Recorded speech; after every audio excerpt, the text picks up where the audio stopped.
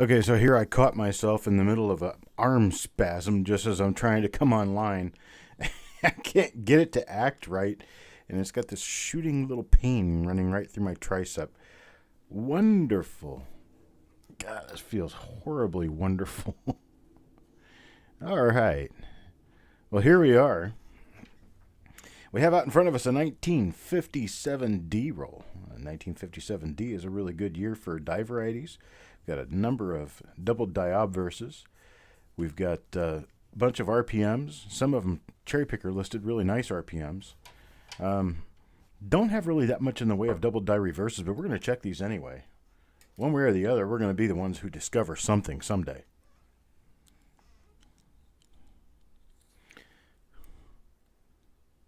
What am I going to do when the U.S. Mint stops making Lincoln cents in 2022? I'll believe it when it happens. They've been talking about doing that since 1985, and they've not mentioned actually getting any bills passed. So I got 50 names spread out here on my sheet, on my pad, and the 50 names represent the 50 people who were in this from the beginning. That would be Tuesday night when we actually took orders for this particular roll. And then I have our 3 stars here, and our 3 stars will represent the person who is going to win the wrapper. And the wrapper of this is actually, it's a 50-cent wrapper, and it just says 50-cent pennies. It's from Bowser Incorporated, Sunnyvale, California. And the actual wrapper identifier is California Bank Head Office, Los Angeles, California. So there we have it. We've got our flips out here, ready to go. Everything's all sorted and ready to go. I'm going to go ahead and start picking this roll apart. Man, that arm thing, you don't want that happening to you. It really doesn't feel good. Majestic, I did get your email, but it was too late for me to really do anything about it. But we will plan something special for later on in the week, and we will announce it and let everyone know. Actually, I can go ahead and announce it now. What I want to do is Majestic sent me an extra roll of Lincoln's when he sent a box in. He sent an extra roll with it. And we want to go through that roll and give that roll away as kind of a holiday gift for everyone. And so what I want to do is I want to have a special roll reveal coming up. And what we'll do is the first 50 people to show up and register at that roll reveal will get a spot in that roll. And it's absolutely cost-free. I will pay for the shipping on it. He paid for the roll. And we'll do this together as a little gift. So here we go. This is the first coin in the roll. It's going to go to Mr. Dowdle. He got the first coin and the last coin in the last roll, I do believe. And this is what I was talking about when I said that was an RPM ender. And it was an RPM ender. We have an RPM as the first coin in the roll. Unfortunately, it got scraped up just a little bit by the coin counter wrapper.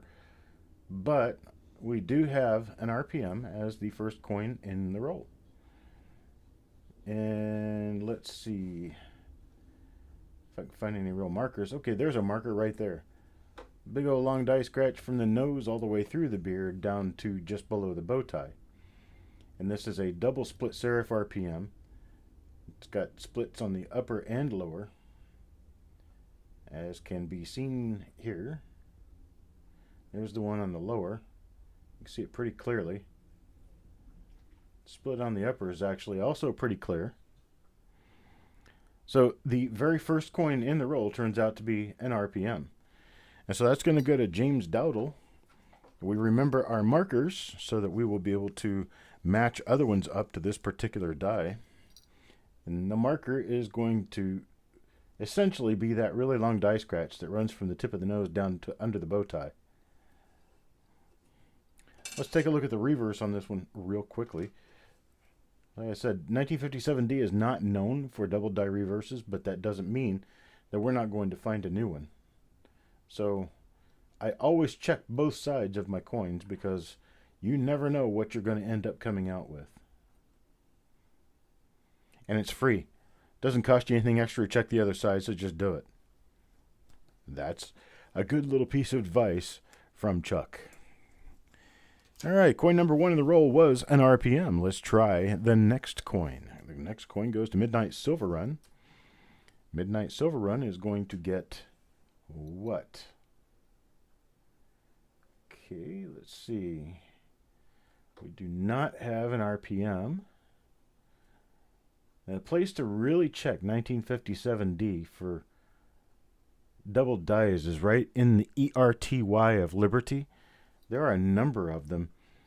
I'm thinking at least 4 or 5 different ones that are relatively visible. They're pretty easy to find, pretty easy to see, pretty easy to find if you happen to have one in front of you, but they're not easy to find.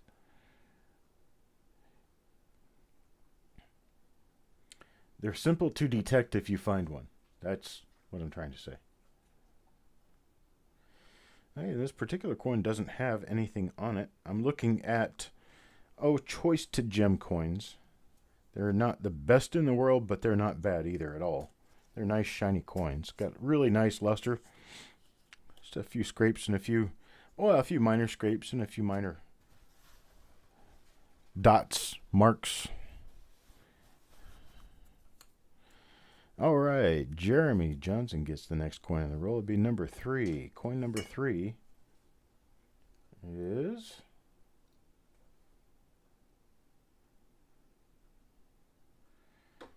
not seeing anything in the mint mark area.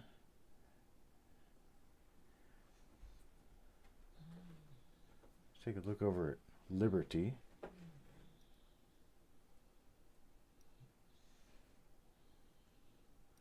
Not seeing anything in that area either. So it looks like we have what we would note as a relatively normal obverse. So let's take a look at the reverse and see what we can find there. Never know what you're going to run into. You never know when you're going to run into it. It just happens. So you got to be ready for it. You got to know your design, know what you're looking at, and be patient. Patience is definitely a virtue in this particular hobby. You're not going to find something all the time. And I did get an email to that effect from one of our viewers who said, good gosh, you don't have to change rolls every time you don't find something. We know that you're only going to find nice coins once in a while. Yeah, I get that. But I'm impatient with that idea. I like to be able to say that you guys are getting something for what you're paying. And it's not going to be just coins. We're going to be doing pretty stuff. Nice die varieties, whatever happens to come out of the roll. And if nothing happens to come out of the rolls, then it's just not for me. I don't even want to look. Okay, we've got a nice double die clash going on right here. If you can look, you can see 2 die clash lines next to the 1 of the date. That's going to be the top of the E of the word 1 in 1 cent. And if we look carefully, we may see some of the curve of the C over here. Oh boy, I know where it is and I can see it, but it is so weak I highly doubt that you're going to be able to see it. We do have a clash, and we also have a very thick die scratch going northeast off the top of the 9 of the date. You're starting to see it here. I should have just left it turned the way it was. There we go. So we'll know this die when we pop back around to it.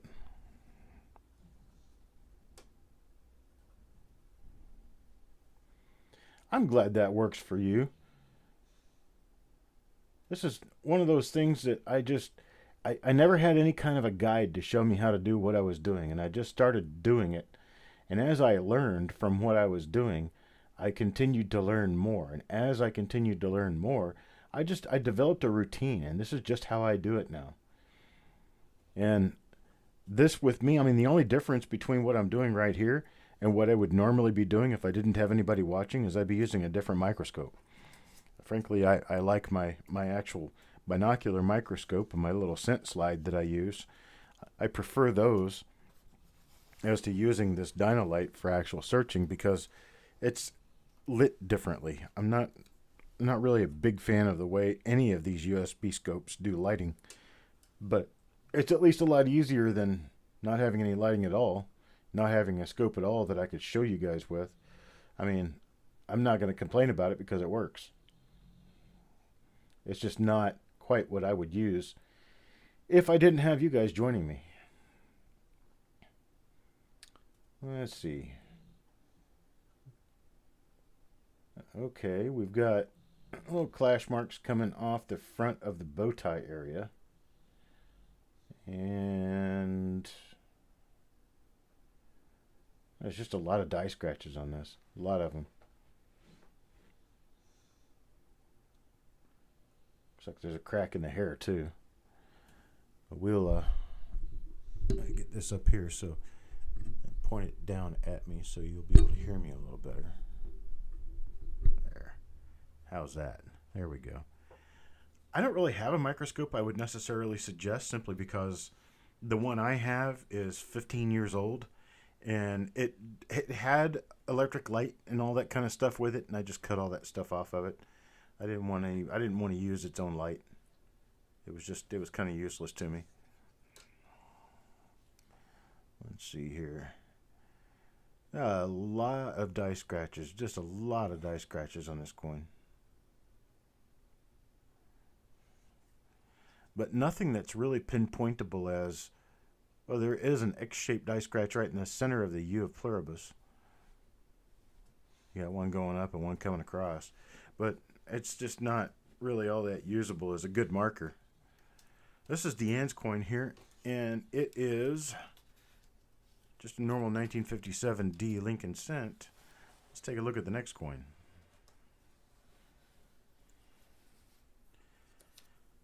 I hope that answered your question, Chris. I don't really have a favorite. I don't really know of one particular that I would suggest over any others, except that I would always suggest a quote-unquote manual microscope over a USB scope. And it's just because the optics are just far better. It's just easier to see what you're looking at under a regular microscope than it is under a USB scope. Okay, you have a strong die scratch connecting the 5 and 7 of the date. That's a good marker to use for this. And what observing so far to be a normal coin on the obverse. Take a look at the reverse and see what happened back there. And we have a relatively early die state, which is unlike a couple of the others that I've seen, which were much later die state. But we have a normal reverse on this one, so as expected, we have a normal reverse on a 1957 D, and that is Adam's coin. Sorry about that, Mr. Chambers. Well, let me pick up the next one here. Let's see what we got. Deanne. Deanne gets coin number 7 in the roll. Let's see what Deanne ends up with. Another one, the same die. Got that connector between the 5 and 7. So because of that, we already know that we have seen everything there is to see on this coin. Nothing on the obverse. See, there's another die scratch that I remember seeing pointing the end of the L downward to the rim. So in case there was damage in the area of one marker, you can always remember 2 markers per die and use that. Look to see if there's any particular errors or anything back here that is noteworthy as a nice major error like a cut or anything like that. I don't see anything, so we're going to move on. And Deanne gets coin number 7.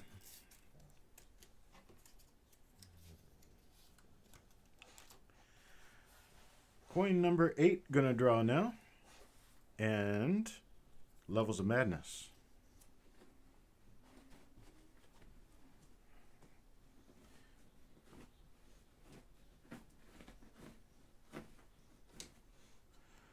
Levels of Madness will get, okay, it's a RPM, relatively minor RPM, but this is the same as the first coin in the roll.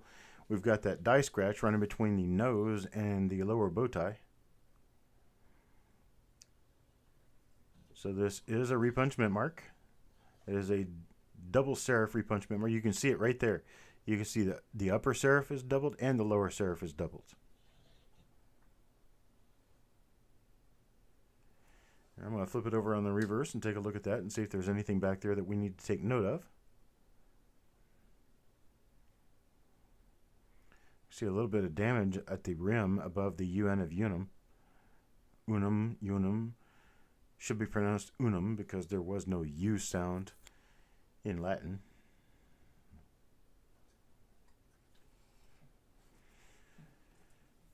Alright, which is the native language of law, and the laws that made this country would be the native language Latin, which is a dead language. Why we still use it for that, I have no idea, but that's our second repunch mint mark in the roll. Coin number 1, then coin number 8. Midnight Silver Run gets the next coin in the roll. Let's see what Midnight gets. Are we going to end up making it through an entire roll with just one different repunch mint mark and that's it? I don't want to do that. I want to hop it up a little bit. I want some double dies in this thing. But if we don't get anything else, we don't. That's just the way it works out sometimes. Like they said on Bruce Almighty. And that's the way the cookie crumbles.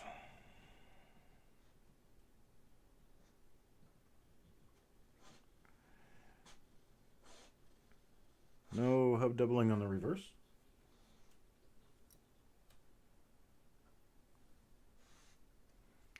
And that's coin number 9.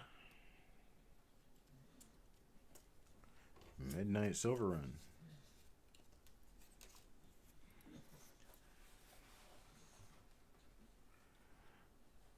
Sherman's trying to find his good spot to lay down. There you go.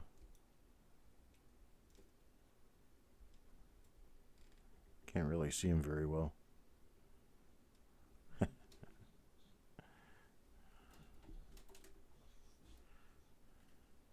There he is over there. You can kind of see him. Planting himself down there. Getting comfy. Levels of Madness gets the next coin. Let's see what the next coin has to offer.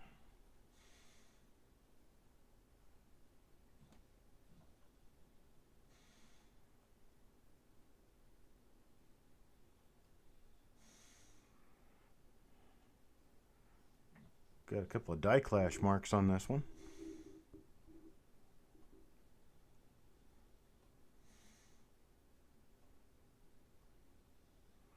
See if we have any particular markers that I can use.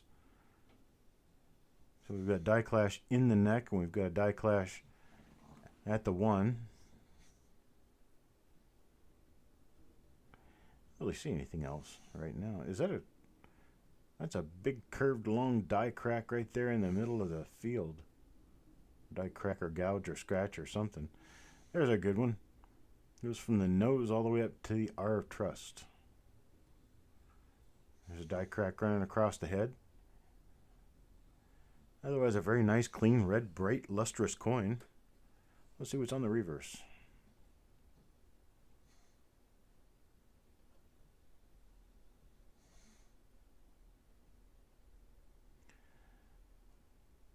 Nothing of note. So Levels of Madness gets coin number 10. On to coin number 11. Coin number 11 for Joe McBride. Joe McBride will get this coin. And it is a nice doubled mint mark. That's a very nice one. It's different from the other one. This one will be listed for sure. I'm just not sure which one it is right now. Oh, look at a big giant long curved die scratch right in front of the face. That makes that one easy. Couldn't have asked for easier.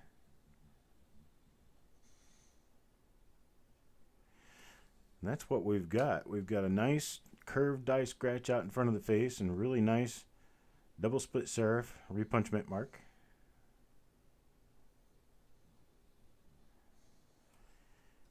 And that's it for that coin. Congrats, Joe. You got yourself a nice one there.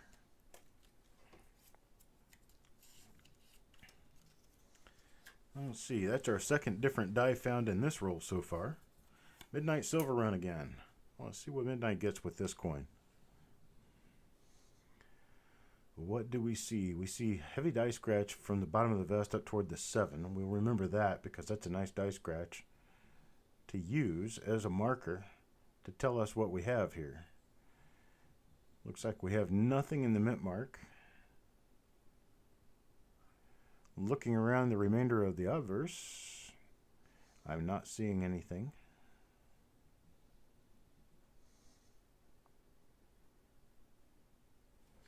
So we'll flip her over, take a look at the other side.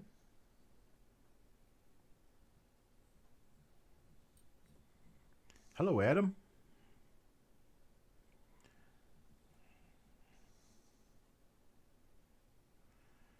Get us good focus on this baby. I think I just took it out of focus. There we go. Much better. Die scratches everywhere. Everywhere. Looks like somebody took sandpaper to this die.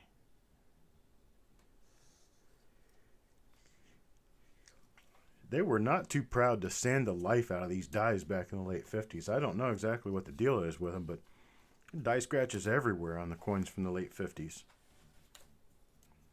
Jeff Dunn.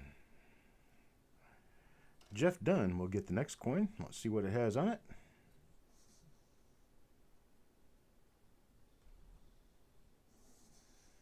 Looking here, not really seeing anything with the mint mark. Let's look over at Liberty and see if we have any doubling there. Nope, nothing I can see. No doubled eyelid. You need to be watching the eyelids on the 57Ds. Just another place where you should watch. There's plenty of them on the 56D. There's a nice doubled eye on the 1955D that doesn't say that you're going to find anything on 57D, but it also doesn't say you're not. It's just one of those, one of those things. Driving down the highway, you go through a town and half the cars are blue. Keep driving down the highway and you get another town and half the cars are blue. You keep driving down the highway and you're wanting a picture of a car that's blue. You get your camera out because you're pretty sure the next town you're going to see blue cars. That's just the way it works. All right, Jeff, got you a normal coin here, but it is a pretty nice one. Let's try the next one. Next coin in the roll, coin number 14, also goes to Jeff Dunn. Well, he's going to hoard all of his right in the beginning of the roll here. Let's see what we end up with. Well, even a broken clock is right twice a day, but unfortunately Jeff hasn't found anything yet.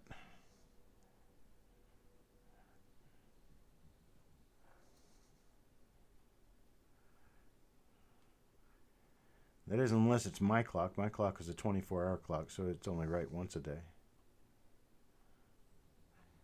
And twice on Sunday. And nothing going on there. Take a look at the other side and see what happens.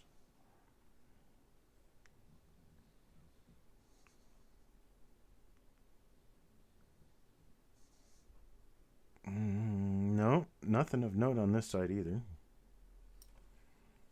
All right. Coin number 14 is a normal coin for Jeff Dunn.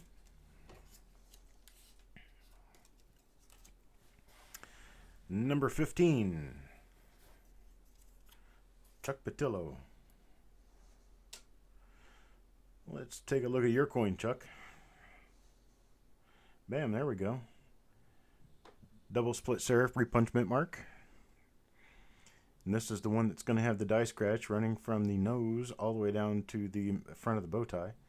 So this is the first die that we found today. So this is today's die number 1. When we attribute it, of course, it's going to be different. This is not 1957 D RPM number 1, but we're going to call it RPM 1 for our searching purposes. Did you notice that? Did you see that? This is not only a repunch mint mark, it is also a doubled eyelid that I did not notice until now. I'm concentrating so much on the mint mark that I did not notice that there is a doubled eyelid on this. See if I can get it turned to a place where it really shows up. Now, generally an eyelid like this probably wouldn't be enough to list in by itself, but since it's in combination with a repunchment mark, we will probably list this one. There you go. You can see it a little bit better right there. I'm going to get it fully cranked around to see if we can actually make something better out of this, because it's not easy to see. The way I saw it's when it was tilted like this right here. It's that little patch of light out in front of the there we go. Hey, a little bit too bright. Let's dim it down a little bit and see what happens. Get back up to the eye. No, it doesn't really show up very well, which means it may not be listable, but it is definitely a little doubled eyelid. Let me back it back out. You can see it at this magnification, maybe a little bit better. So you can see it there. It's just not as obvious as you want it to be.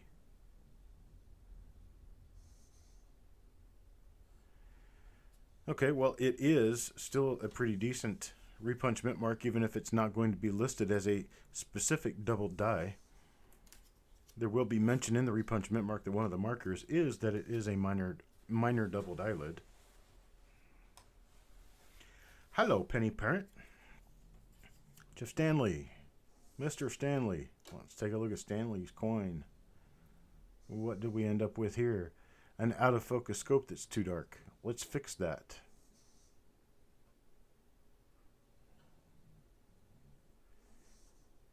Well, now that we have it in focus, we can just take it right back out of focus, because it might generate something more out of focus than it does in focus. There's nothing going on with this coin. This is the one that has the die scratch down from the L, which also means that it's going to have, what was the connector between the 5 and the 7, that's right. So it is a nothing die. We know it is a nothing die because we've run into it 5 or 6 times already. But we still look for the chance occurrence that we're going to see something we haven't seen before, or we're going to find an error. Difference between an error and a die variety is pretty simple. The difference between an error and a die variety is this. Die varieties were placed onto the die prior to the coin ever being struck, prior to the die ever being used to strike coins. So a die variety is like when the hub machine comes down and hubs the design into the die, picks it up and puts it back down, and it doubles the design on the die. So when the die is taken off the hubbing press, you already have a double die. So every single coin struck with that die is going to have that double die. Whereas an error coin, or particularly a planchet or die or striking error, are usually going to be more or less a coin-to-coin thing and don't have any relation to the exact design on the die.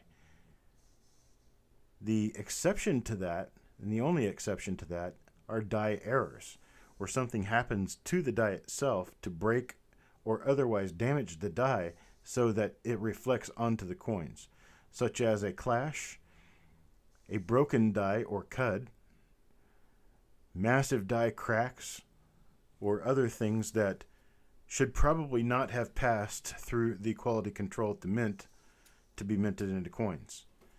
If you have a die that breaks, of course, every coin it strikes after that break is going to show that break. That is a die error. Look at this. We get the wrapper to Levels. Levels wins the wrapper today.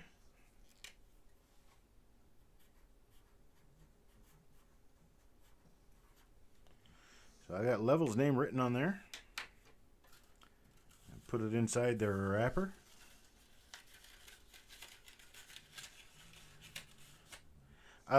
Jeff, yes, it would technically be an RPM and a DDO.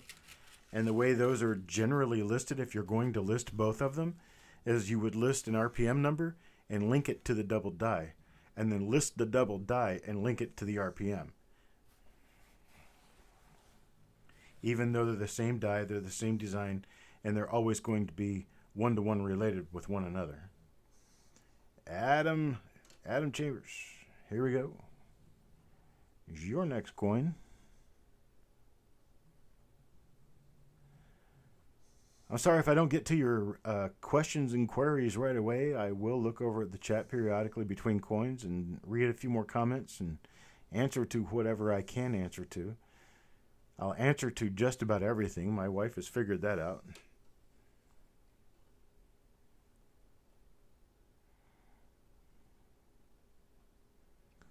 There's some nice clean looking coins here, but we just don't happen to have a lot in the way of die varieties. Pretty coins. This one, in fact, is a pretty nice full gem.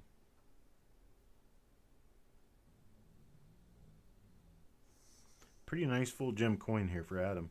It's coin number 18.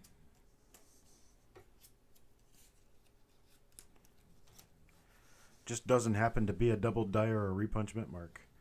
Hello, Time Travelers Coin Exchange. We have found two different repunch mint marks so far. Both of them are relatively nice. Neither of them are major. No cherry picker listed stuff here this evening so far.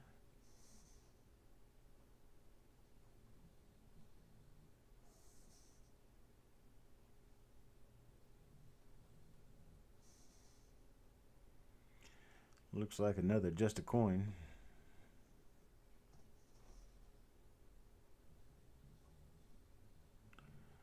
We'll remember this die scratch. Really long, nice, heavy die scratch running through the top of the T, and then one going straight down from the T. There's a few others paralleling it, but those are strong enough to actually remember. I see all this looks like parking lot scratches all over the shoulder. Those are not scratches on the shoulder. Those were not put there after the coin was struck. Those were actually on the planchet when the coin was struck. And the shoulder didn't get struck up all the way into the cavity, into the design in the cavity that we call the die. So what happens is whatever model marks and little puck marks and other stuff were on the planchet before it was struck end up still showing on the final coin. And that's what all that stuff is. And yes, it will affect the grade. Can't get much of a superb gem coin on a coin that's not fully struck. Oh, here's another little idea as to why you've got that modeling on the other side there on the shoulder. This is exactly opposite the shoulder. Notice, first of all, you don't even have a solid, complete O in one. And then your PLU and pluribus is a little weak, and you've got that same mottled appearance around the PLU. If I turn it just right, you'll see where the light doesn't hit the flat spot of the weakly struck area, the same as it does the other areas that have luster. And you can see in that you have a very weak strike as well.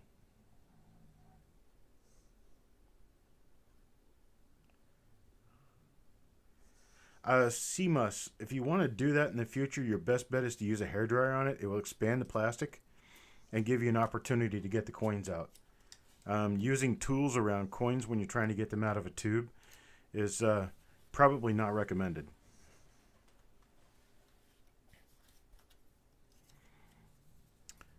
Mr. Patillo. Yeah, we do have the tubes where the coins don't really want to come out of the tubes on a pretty frequent basis. And the thing about that, though, is that at least you know you're getting tubes that haven't been molested in years and years and years.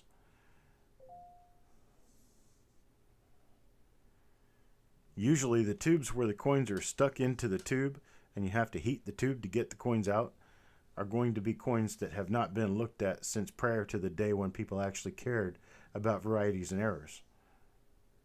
That's why I like those rolls.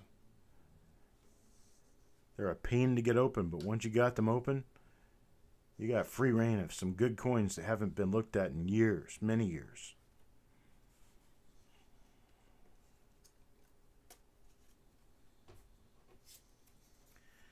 And after all that work, you didn't find anything, huh?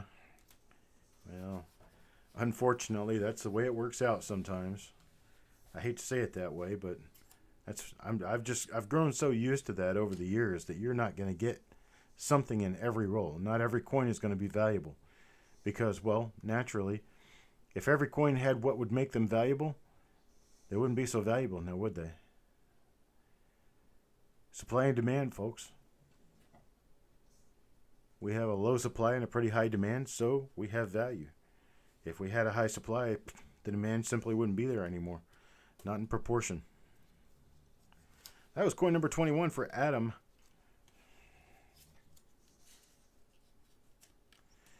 Let's take a look at coin number 22. Coin number 22 will belong to Levels of Madness. A nice shiny bright coin here. And we have a double split serif. That's a pretty nice double split serif, and it's going to match our die. Even though the marker is slightly different, it's still going to have the same marker with the heavy die scratch running from the nose all the way down to just below the bow tie. So it's the same die as our first die of the night, which we're going to call die 1 for today. This is today's die 1. Notice the long concentric die scratch on the inside of the rim, going probably almost a fourth of the way around the coin. You can see it there right at the top of the IN of In God, and it comes down here and sort of disappears into the field. But it's pretty strong at the IN, and then where it says God, then it kind of almost gets up and touches the rim again above the W of we. That's probably a lathe reduction line when they were actually cutting the design into the hub.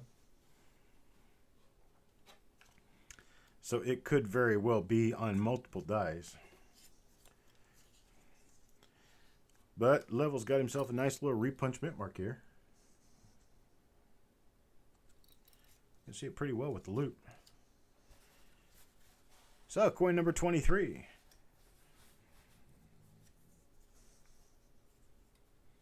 What was this again?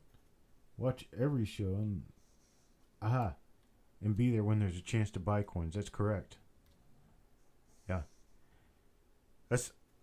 There's really not any great way of doing this business where everyone gets a completely fair shake. I certainly wish I could do that, but it really boils down to you just got to be at the right place at the right time.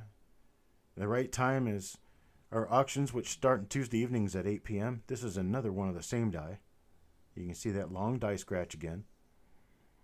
Tuesday evenings at 8 p.m. we have our auctions. We are not going to have an auction this coming Tuesday, nor are we going to have an auction on New Year's Eve, but there will be an auction on New Year's Day, on Wednesday, New Year's Day, the 1st of January. Keep watching for details, but we're going to start that at 3 o'clock in the afternoon Eastern Time right here on the Coppercoins channel. You're going to be able to watch us auction off hundreds of items. I'm saying hundreds, probably close to 1,000 items, and every single item is going to start at $1. $1. $1 start for absolutely everything.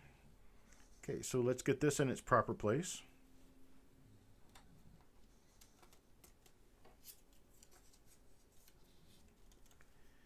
Which is right on the stack with coin number 22.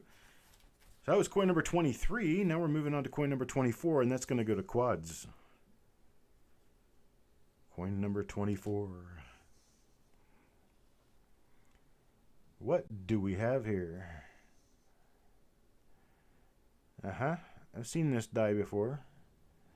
What was it that I've seen about this die that I know and can't remember? Let's see. There was something about this one. I don't remember what it was now. But I recognize... Oh, it's that connector between the 5 and 7. That's correct. That's right. That's what it is. So we've seen this die before. In fact, we're up to coin number 24 right now. Coin number 24 is almost halfway through the roll. We should probably have seen all the different dies in the roll already at this point. Now, sometimes you'll find a couple of coins that'll sneak in and get into, the latter half of a die, of a roll. But most of the time, you're going to have everything accounted for by the time you get halfway through the roll. And with that, we are halfway through this roll. Halfway through the roll, we're going to pull for coin number 25. Coin number 25 is going to go to Taco J. And Taco J will get Taco John. Taco John gets a normal coin. The heavy die scratch coming right through the 5 and right off the east side of the 9. Another heavy die scratch. See, this one looks way too much like the other one. This one's going to be the one that's got the die clashes, though. Yeah, maybe not. It does, but they're really weak. Let's see if I can find a marker that we can actually use here. Die scratch dropping down from in. Okay, so we've got a die scratch dropping down right over in front of the N, between the N and the head. And we have found ourselves a normal die. This one is pretty heavily worn on the reverse, as you can see by the nearly missing edge sharpness details.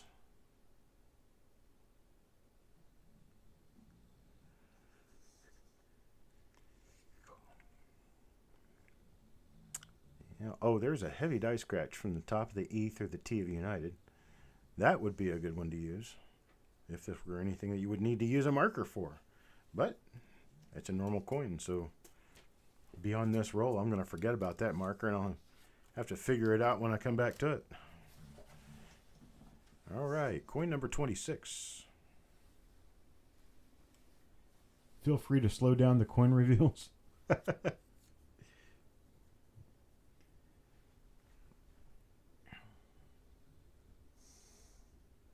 Yeah, 126 OBW rolls you got. Did you do your opening video yet, Stonecutter? Got coin number 26 for levels. Go get him. Go get him. Go. Go see. Where's she? Go see. Go see. Go get her. Ladies just came home from their little trip out and then open the garage door and the dog jumps up and runs. So we have our nice RPM here. It's a really nice tilted RPM. And we've got that big curved die scratch out in front of the face. So we definitely have ourselves what should be a listed RPM. I'm going to let Penny Parent take a good look at it, maybe do a screen capture or something so that she can take a good look and see if she can identify which one this is.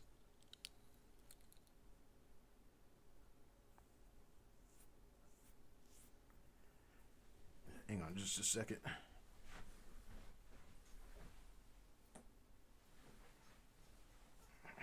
All right.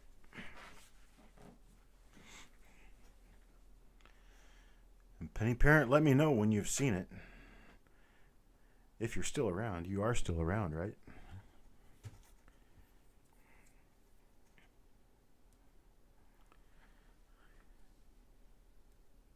I have permission from Time Traveler's Coin Exchange to slow down because he's going to be gone for a couple of minutes.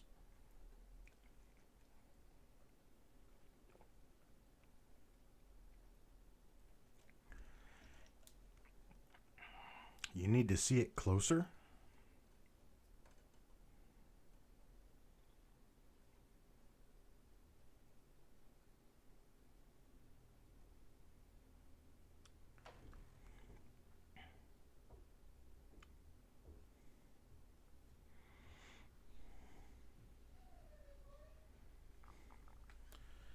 How's that? Hey, Dusty.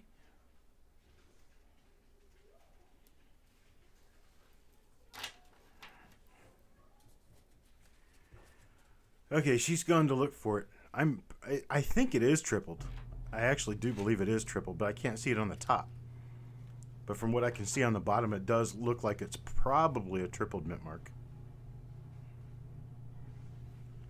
This would be the second one of these that we found. Coin number 11 was also one of these, and it went to Joe McBride. And then here we've got one for Levels of Madness. Is it your last one? How many did you get? Levels 5? I think you got 5. There's 1, 2...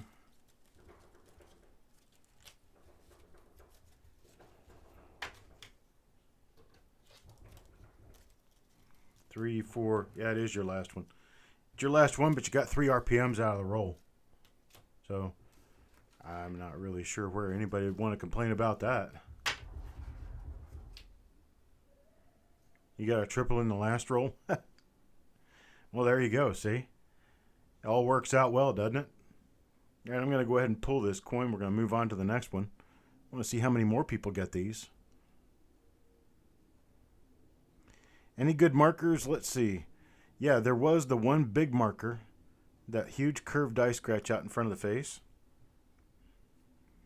Got a really large curved die scratch out in front of the face. Let me turn around so you can see it from the other side. There it is. And I don't really see any other great markers. I mean, I'm sure that there's little markers everywhere, but I don't see anything heavy. Okay, there's a die scratch, a couple of die scratches along the rim above God and above Oh We Trust. I don't see any die cracks in the hair. Let's take a look at the reverse real quick and see if we can pick up any real good die markers on the reverse.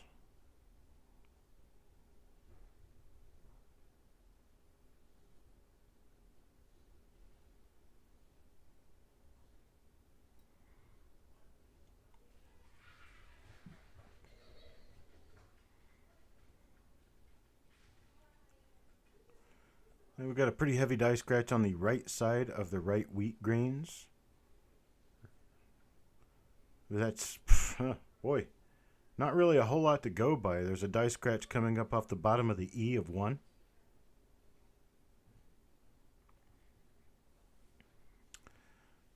There's no massive die cracks or like huge bird's nests or anything like that on it, so all we have is a couple of little die scratches to work from. It's still a really nice coin. I mean, it's a really nice die variety. If it isn't currently listed, we will definitely get it listed because it is definitely nice enough to list. All right, so the next one will go to Jeremy. Let's see what we get for Jeremy here.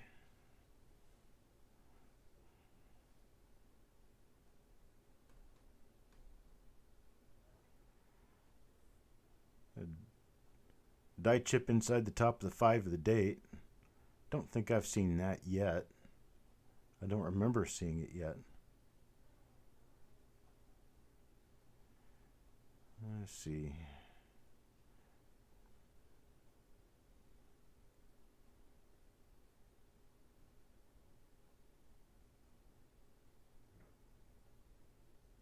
Get that light turned down a little bit. Sometimes it gets too bright and sometimes it's too dim. Sometimes it's too bright. Sometimes it's too dim.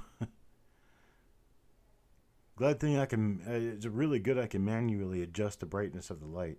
Some of these coins are just super, super, super lustrous. And that makes them really difficult on this light. Scope doesn't quite know how to react well. I have a diffuser on there, but the diffuser is not really doing a great job. Let's just put it that way. I might actually cut myself a little piece of milky white plastic to put inside one of the diffuser caps on this to see if I can diffuse it even further, make it more useful as a diffuser, because diffusion is what causes a lack of contrast between light and dark, and that's what we need. We need that lack of contrast between light and dark so that we don't have like little scratches aren't solid white on one side and solid black on the other side. It looks like you're looking at newsprint. Really, really, really difficult to read. So, Midnight Silver gets the next coin. Let's see what we get on there. You know, it looks like we've turned in a rather normal performance on this one.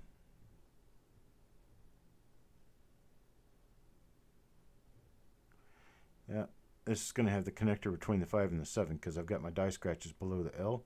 There it is right there. Didn't notice it before. But there it is. We have our connector between the 5 and the 7.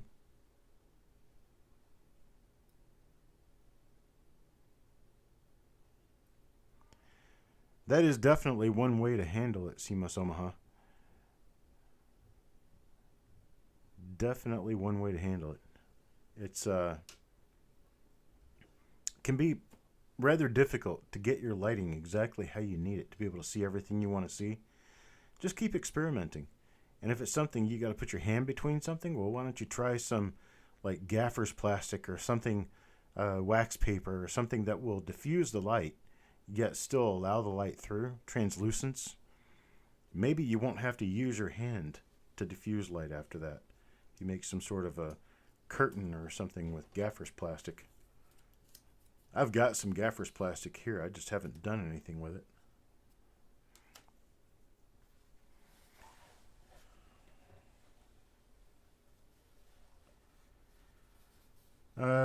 I can't see the die number, Penny Parent, because the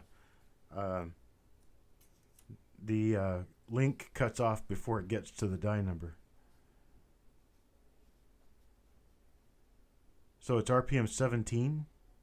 Okay, cool. Very awesome. Chuck Patillo, next coin.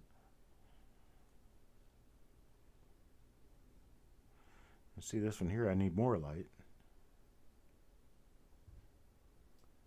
Okay, I'm not seeing anything down there.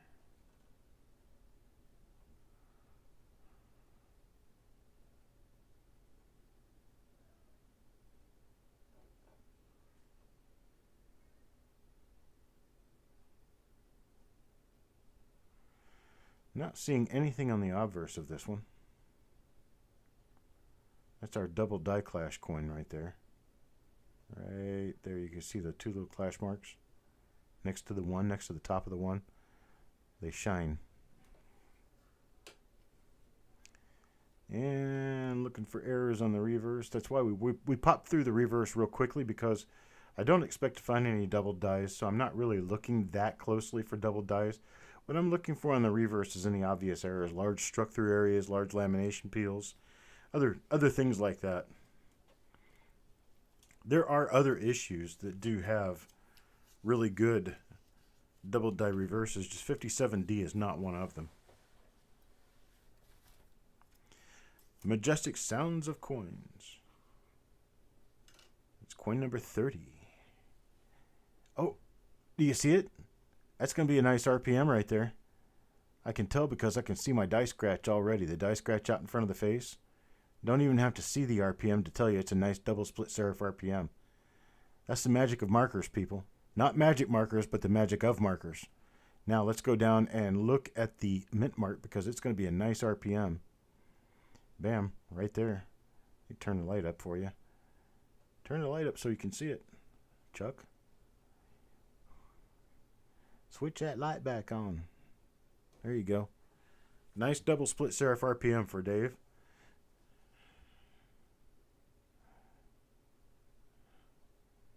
There you go. There's our little die scratches that we talked about, the little die gouges up around the rim.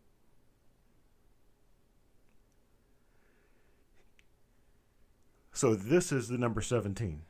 Okay. This is the RPM 17. So what about the other one that I was finding? We've actually got more of those.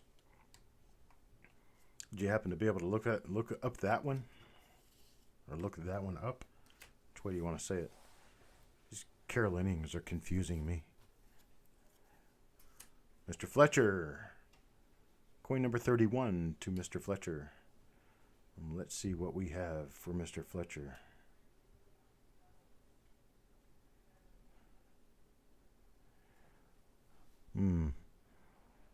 Like a normal mint mark area.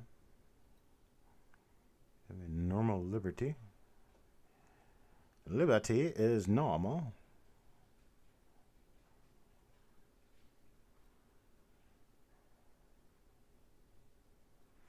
Not seeing any of the markers particularly it was said that we would remember.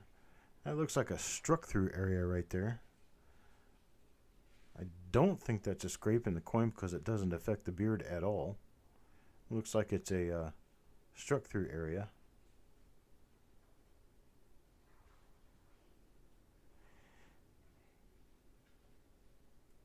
Interesting coin.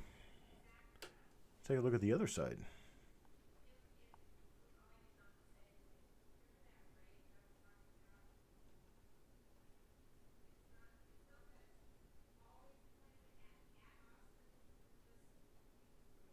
Nothing. Okay. Well, it is a nice coin. It just doesn't have a die variety on it. There's for Mr. Fletcher. Lady Spitfire.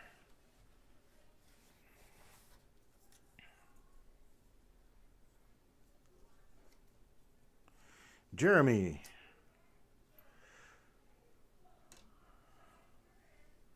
What does Jeremy... Oh, well, look what I've got right here. That's a marker for the first RPM that we found. Right there. Marker out in front of the face. You've got the die scratch from the nose down to just below the bow tie. So this is going to be a double split serif RPM. What, you don't trust me? You actually want me to show you? There it is right there.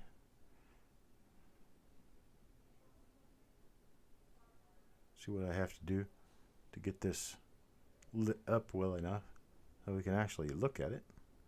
You can see the double split serifs on this. So just the lit part at the corners of the RPM.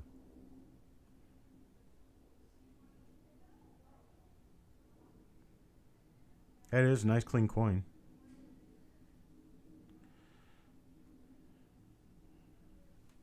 It is a nice one.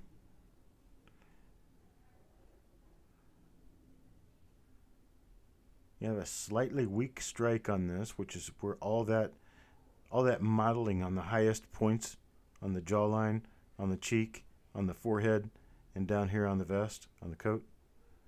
That's where all of that comes from. There's a weak strike, so you're going to have a weak O on the reverse, which you do.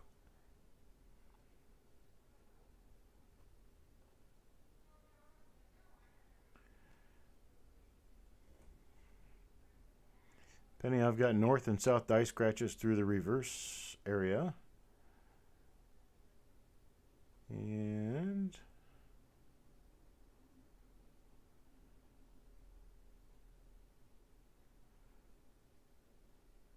there's a die crack along the right side of the right wheat.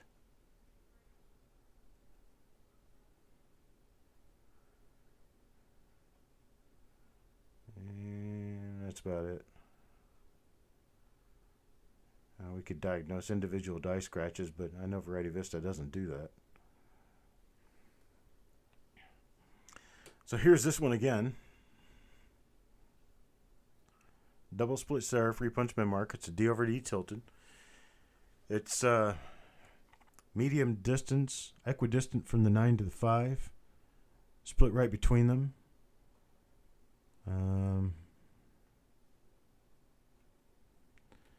There's a concentric die scratch / gouge right underneath the vest running along the rim. And that's all I've got for that. That's all I got to say about that one. There's a die crack above VDB along the truncation of the bust.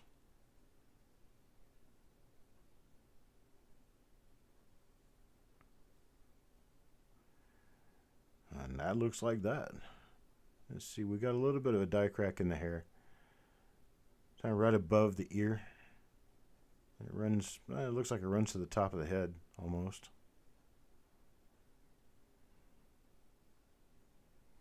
Concentric die scratches running through God We.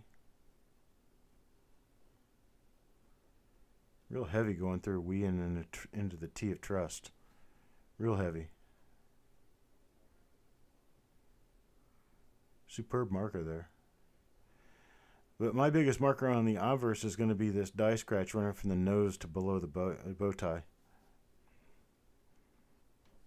That's how I immediately recognize this die. That's die number 32. So coin number 32. If I get one of these photographed to list it, which I probably will do, it's going to be listed with that as one of the chief markers for the die, because I certainly can use it easily to determine whether I've got one of them or not. And I'm sure that any of you guys can do it too, because, well, I give you guys full credit for being intelligent too. All right. There we go. Don't see anything here yet.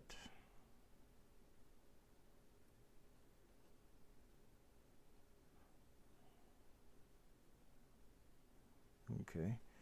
Nothing on that side.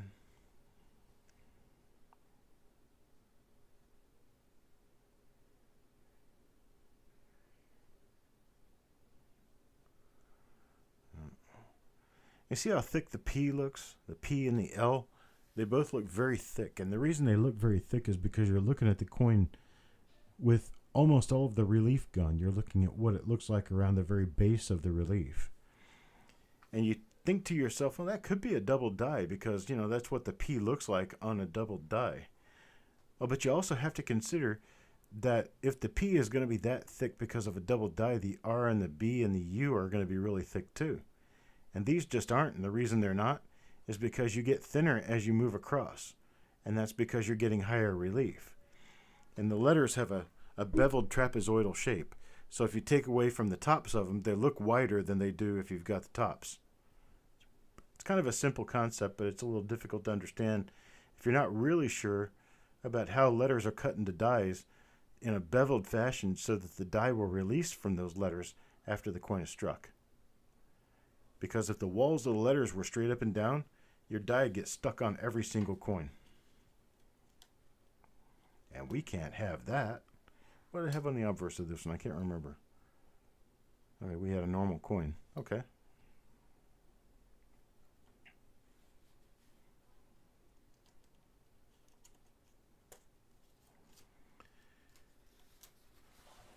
Let's move on. Oh, wait a minute. That was for Adam. Adam Chambers.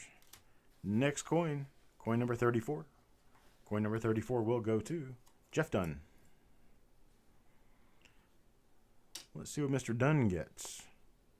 Well, we have our die scratch again. So we know this is the today's die 1. And there it is. Double split serif repunch mint mark. What is wrong with struck through die caps? Struck through cap die is the actual direction that those words should go. It's a struck through capped die, which I don't know. I mean, what is wrong with them? I'm not really sure I get the question. Hello, Scent Hoarder.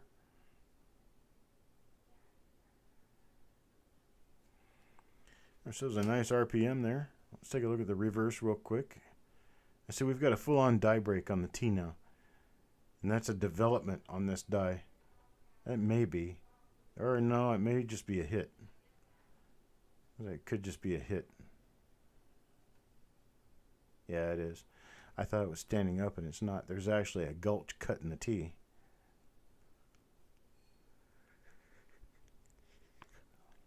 I'm looking at this kind of stuff and I'm thinking, well, you know, you got to be talking about what you're seeing. Well, the very first moment and a half, I see a lot of things.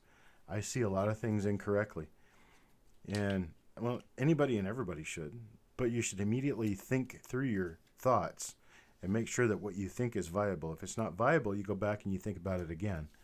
And all in a split second, I can make a mistake, think something is something, and turn around and say, nah, that's not right. That's not what it is. And you're hearing it live. You're hearing it happen. Joe McBride. What does Joe McBride have? There we go. We're on a coin now. Hey, he's got a 1957 D Lincoln Cent. Okay, I've seen this die before, and it doesn't have any particular pretties.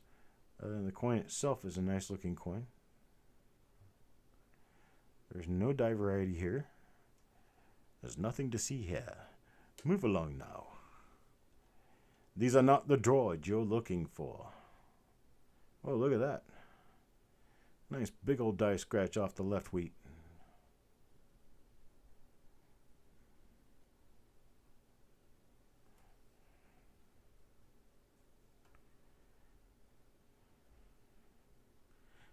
Two LP2 rolls that I sent to him, 9 coins with extra fingers. Awesome. Really awesome.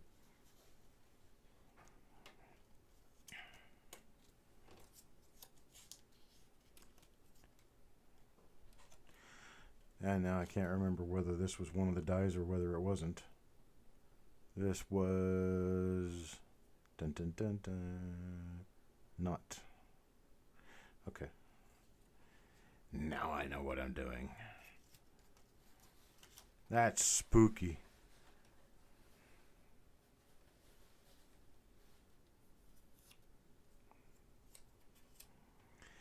Deanne, next up.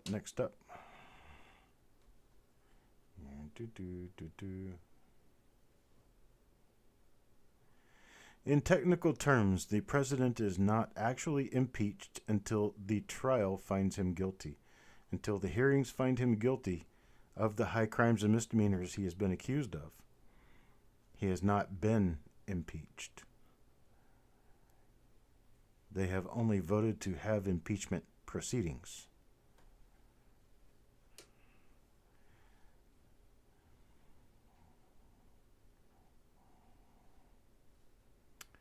Which, my personal thought on that, I know you never asked me, but I think that if we ever want to move forward in this nation, we're going to have to dump both of the major parties and start over.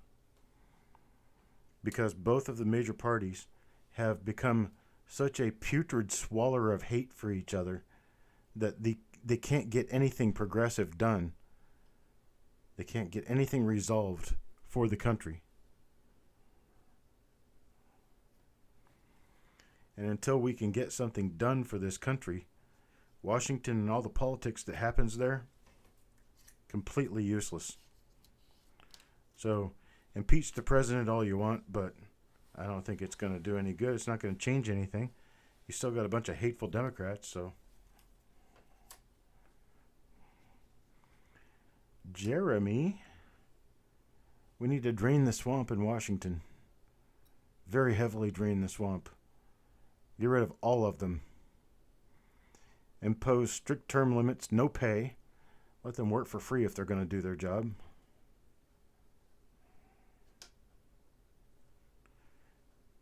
We've been divided for way too long. Oh, look at that die scratch running right through the M of Unum. That's kind of cool. I got that wavy little die scratch. Look like someone was trying to draw little waves of water above the U. So excellent markers. Unfortunately, they're excellent markers for not much of anything because we don't have any die variety going on this particular die.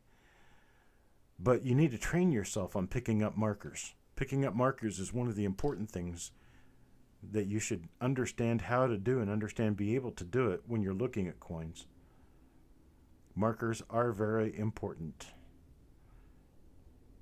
Not so much on these coins like this that don't have anything else on them other than just markers, because markers don't make a coin anything. But being able to pick them out, remember them, and pick them out twice with two different coins is important. It's an exercise of the mind.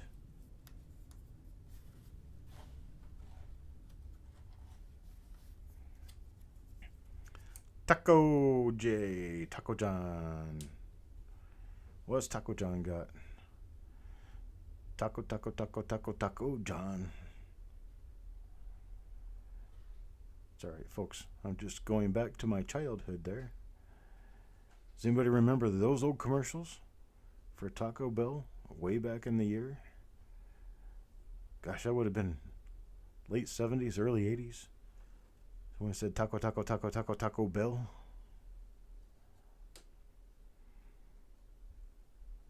And they actually used to have a bell that would ring in the front of the place. Dong! That was cool. Gosh, look at those concentric die scratches going right around the rim. Those are hellacious markers. Somebody was messing around with a huge wire brush on this.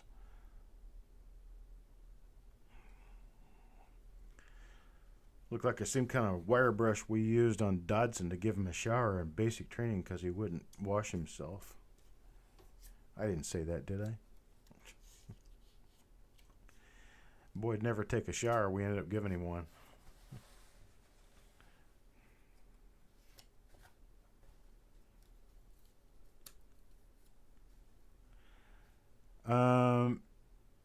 No. let's see.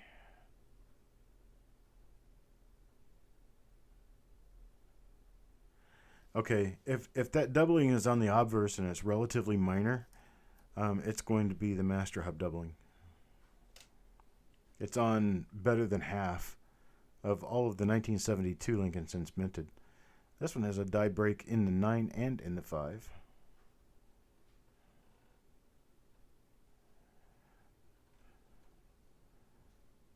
Nothing going on in the mint mark, though.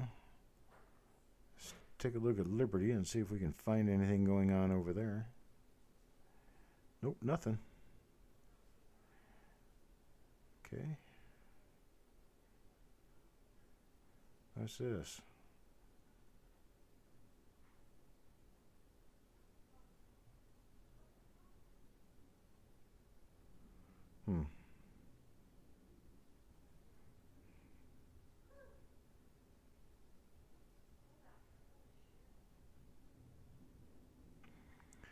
That is a doubled eyelid.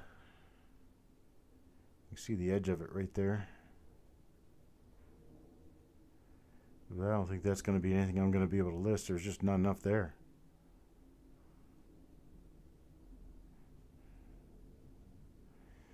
And yeah, you might say, well, Chuck, you've got other ones listed that look like that. And my response to that would be, well, I wish I didn't.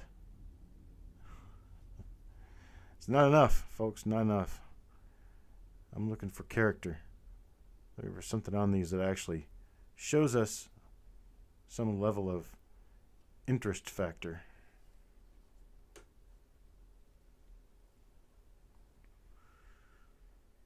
Yeah, let's see. Oh, that's interesting. What is that?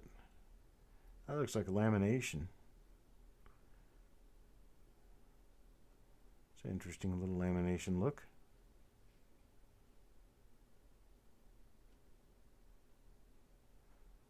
Unless it could be like a struck through scrap.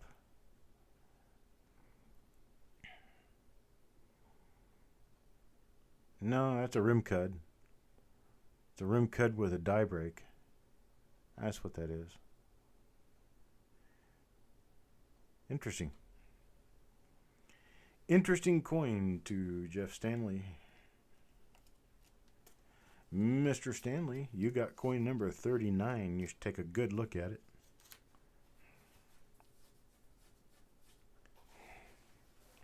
Coin number 40 goes to Majestic. Let's take a look at 40 and see what we find.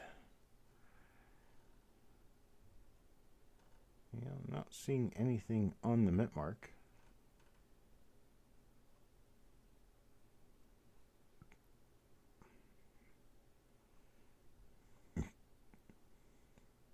Nothing there. That's our double die clash coin. You see two little die clashes right there where the E of cent. There we go. Right where the E of cent is. There's two little die clashes. And then if you turn it this way, you can see a die clash in the throat. And I could see just remnants of a die clash back here, but I don't know. Maybe not.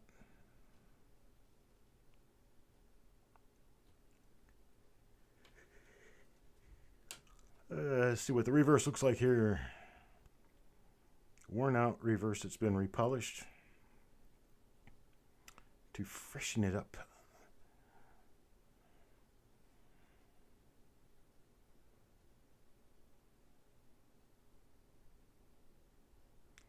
Nothing of any high caliber importance here. Let's move on. That was coin number 40 for Majestic Sounds of Coins. Coin number 41.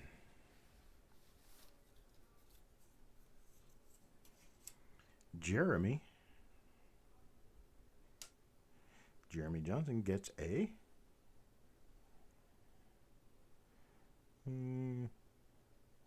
maybe nothing.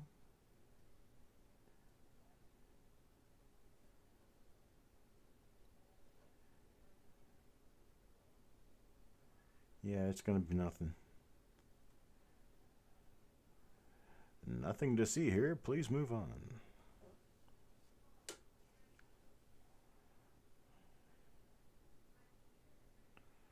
A little weakness because of the greaser there.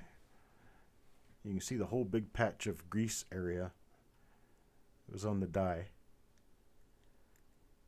Because you know those die scratches don't just stop. Those die scratches went all the way through. It's just there's so much grease packed up in there, you don't see the die scratches anymore. All you can see is the dirt, the grit, and the grime, and the grease. All right, that's coin number 41 for Jeremy Johnson. Coin number 42. Taco John. Let's see what Taco John gets. Taco John gets a... I was trying to cheat. Looks like it's going to be a normal coin.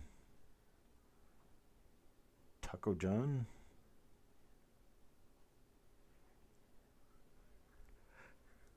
Damn medication. Wow.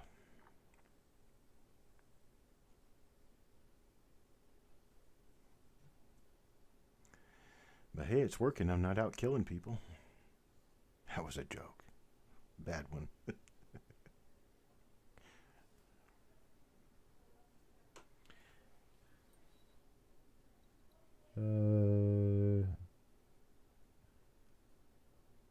No, Corey, this isn't an auction. You're good. If it was during the auction, I'd just ask you to stop. Not a big deal. But this is not an auction. We're only doing a reveal of a fresh roll of coins. This was a bank wrapped roll of 1957D. And we sold the coins in this roll yesterday, at our auction. Now we're opening the roll to see what coins everybody got. We're looking for errors, die varieties, and other interesting things. Quads coins. Quads.com. Yeah, what? Let's see. And when I hear that quads.com, I think of how this is weird, but you're gonna get a little kick out of it, a little funny. When I hear that this is gonna have that connector between the 5 and the 7, I can tell because my die scratches on the L. There it is, right there. Quads.com sounds to me like how the some of the people up in the Northeast say cards. They say quads, and so you shorten that down as quads.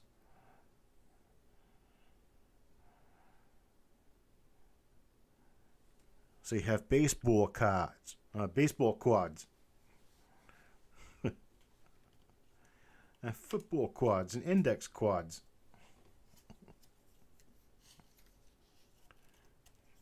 I don't know, just an idea.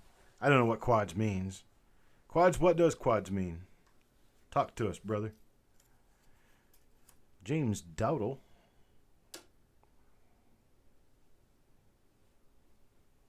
It's a drone thing? Okay.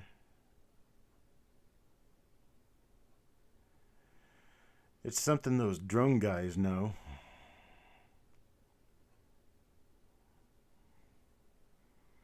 Kind of like BU. Drone guys would be like, what the hell is a BU? Oh, got our connector between the 5 and the 7 there. Yep. See, we got that die scratch running right off the end of the L. There you go. You got a couple of die scratches running low from the L down to the rim. That's how I can tell we're going to have the 5-7 connector. Same marker, same die. Quadcopter. Oh, okay. Got it. I was also thinking of like the quads, like the Suzuki quad runners. I wouldn't have been too far off with that. At least the quad means the same thing, 4.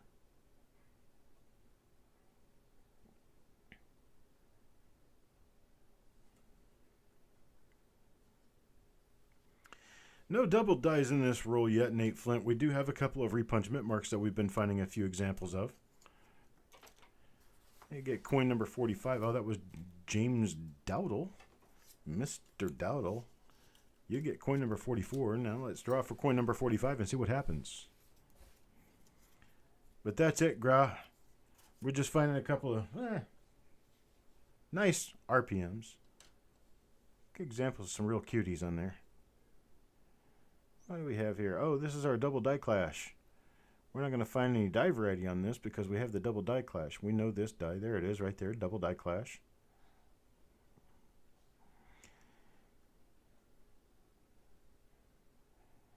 I'm still working on trying to teach myself to talk really fast so I could do an auction in real time.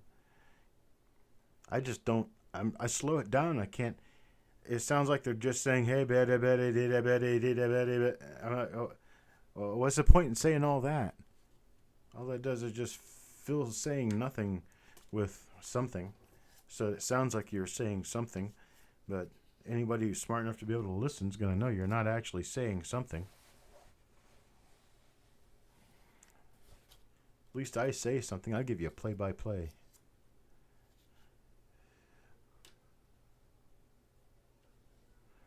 Corey's in front with a $20 bid. Then James Dowdle follows him with 21. Then there's a follow bid of 22 by Corey, and Corey and James are fighting this one out, tooth and nail. That's how I do it. So this is our first die of the roll. This is our die one for the day. We've got our die scratch runner from the nose all the way down to just below the bow tie. And it is a doubled split serif repunchment mark. So this is die one on the day.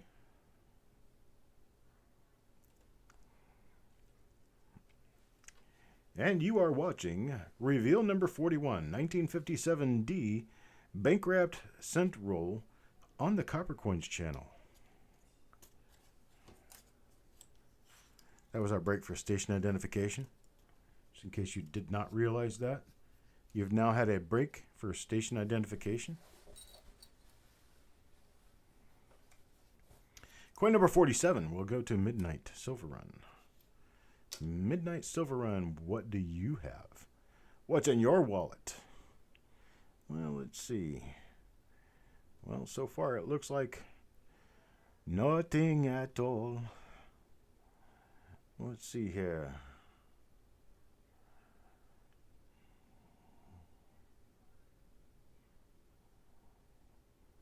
Well, we've got a little booger on his eye there.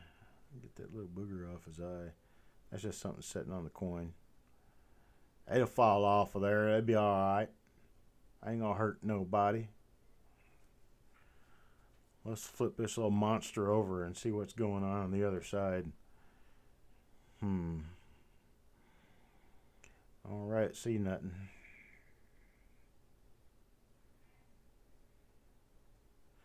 Nothing there.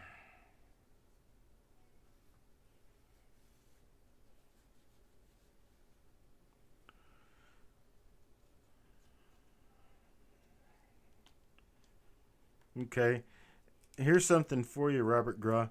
The Strike It Rich with Pocket Change only shows about 1% of all the known doubled dies, and the Red Book shows less than 1/4% of all the known doubled dies. There are many, many, many, many doubled dies that are out there that are listed that are not in those books. And I would just recommend that you hang around Coppercoins and learn a little bit more because we can teach you that information. The other thing that you have to be aware of is that there are a lot of people who are out there looking at their coins and they're finding what's known as machine doubling, thinking it's doubled dies. And machine doubling and hub doubling, which makes doubled dies, are two completely different things. And they have completely different sets of value. Most machine doubling has no added value to the coin.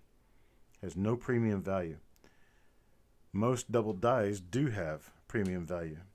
Knowing the difference between the two is the key to this sub-hobby of numismatics. If you don't know the difference, it's time to learn.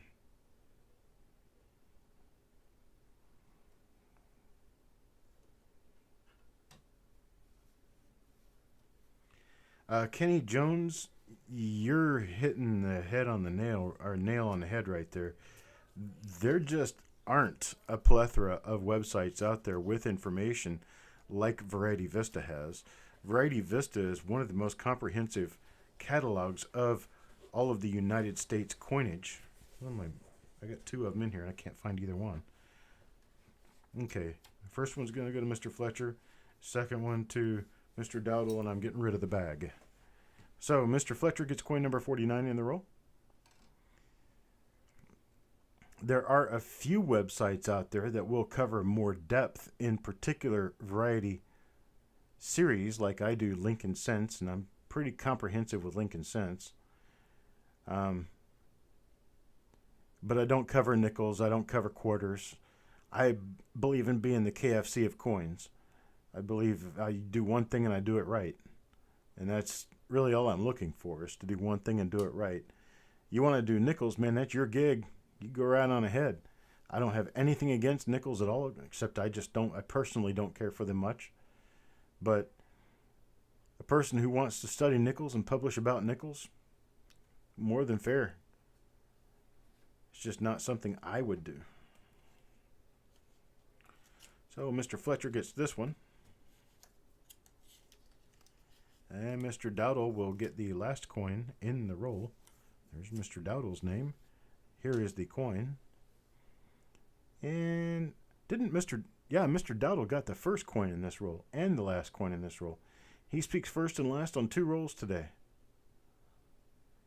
Didn't he get 1 and 50 in the last roll we did? I think he got 1 and 50 in this one. This is a connector 5-7 coin, so it's not really going to have anything else on it. And that's it, folks. So we got 2 different repunch mint marks in this roll. That's right. The other coin, the other end of the roll was a repunch mint mark, and I remember Mr. Dowdle got that. So he got coins 1 and 50 in this roll, and he got coins 1 and 50 in the other roll that we've done today. Not a great turnout for quantity, because this is our normal coins right here. So we got about, I'm going to say roughly 40 normal coins. And then our die varieties are going to be 1, 2, 3 of one type, 2, 3, 4, 5, 6, 7 of another type. So we got 40 normal coins and we've got 10 die varieties. Not too bad. Not great, but not too bad.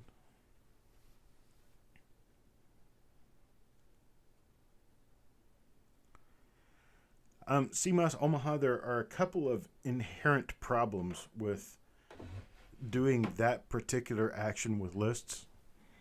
Your first problem that you're going to end up having is that you're going to be listing coins and finding something different and then confusing yourself because you are not finding exactly what you have listed and you haven't listed exactly what you're finding. And that problem is going to be an ever-flowing problem as long as you are using lists to try to find stuff rather than learning the characteristics of a normal coin for a given date. Say if you're looking at 1996 quarters, get yourself very well familiarized with what a 1996 quarter is supposed to look like. And then go through all the 96 quarters that you have and see if you can find anything different. Well, if you find something different, then it's time to start looking hard at what you've got and see if it might have some doubling characteristic that you need to pay attention to, and see if it might be a listed double die. If you know what the design is supposed to look like, you'll always know it when you find something that isn't what you're supposed to be finding. That's exactly how they teach tellers at banks to notice counterfeit money. They teach people to notice counterfeit money by having them handle a lot of real money. Then as soon as you feel a counterfeit note, you're going to know it's different.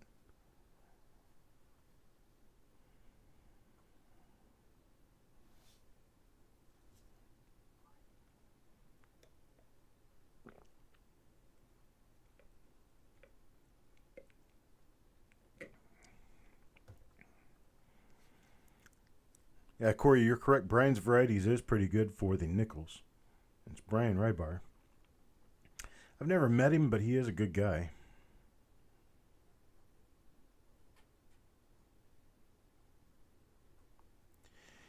Well, yeah, exactly, C-Must. That's exactly what I'm talking about. Don't just look for what's already out there. Most of what's going to be listed in the Cherry Picker's Guide, you can use that to get yourself a good idea of areas to look at. Basically, don't try to memorize the book, but just look through it and familiarize yourself. Oh, well, Washington quarters, there's a lot of doubling on the beak. There's a lot of doubling on the talons. There's generally some doubling in and around the AM of America and down in quarter dollar. And then on the obverse, it seems like people usually look at liberty, the date, and the "In God We Trust" motto. And that's where they're looking at. They're doubling on, say, the silver quarter series. So when you're going through your silver quarters, you don't have to look at the listings that exist to find a double die. You know what a double die is going to look like because you're familiarized yourself with what the normal design is supposed to look like, and you familiarized yourself with some of the listed double dies and where some of that most commonly shows up. You got yourself fully armed. You're ready to go.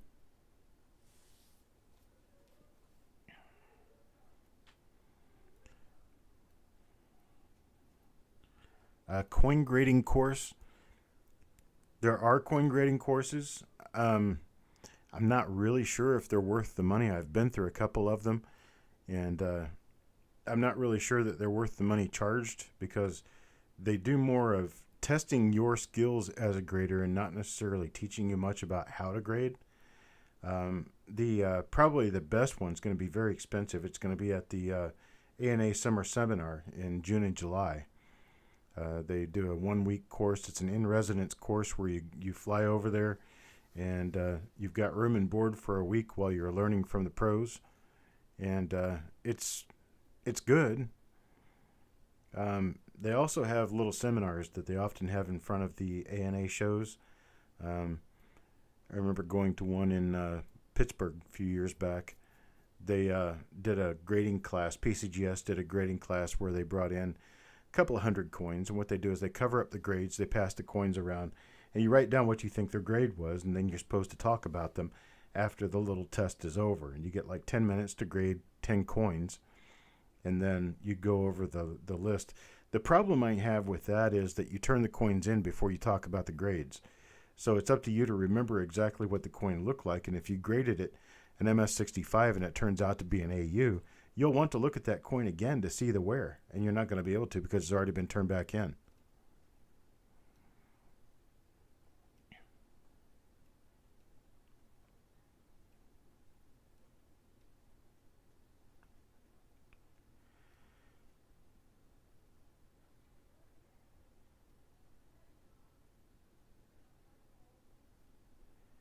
Feel that coin collecting is getting lost and you tried to start a channel. The problem with trying to start a channel because you think the hobby is getting lost, you might be able to find some people who want to come together with you on a channel and work together on a channel. But if you don't really have it together in your head exactly what you want to do in a broadcast, you're going to get lost. And when you get lost, you're going to lose viewers. I don't really have a specific plan that I follow. I don't read from a script. I don't know exactly what I'm going to say before I say it. Sometimes that scares me. But generally when I'm giving advice about coins, I'm probably right most of the time because I've been doing this for 40 years. I've been a professional numismatist since I was, 18 years old. I've been working in the industry. I've written books. I've written websites. I've written for the ANA. I've written for magazines. I've taught at the ANA.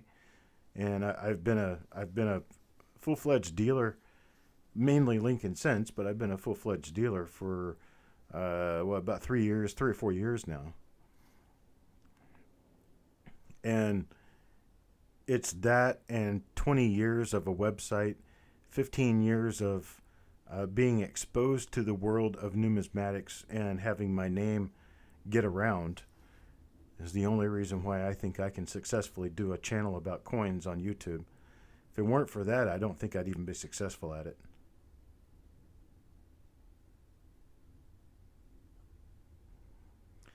Yeah, GLB, one of the things that you want to try to do first is just get a quarter out and just look at it. And just try to memorize, think about it in your head. Just close your eyes, look at it, then close your eyes, and look at it, and close your eyes, and visualize it. Look at the thickness of the T in trust. Look at the thickness of the L in liberty. Those are the things that are going to help you figure out exactly what you're looking at. And then when you see something that's not right, when you see something that's got notching at the corner of the T, you know you haven't seen that before. It's probably a double die.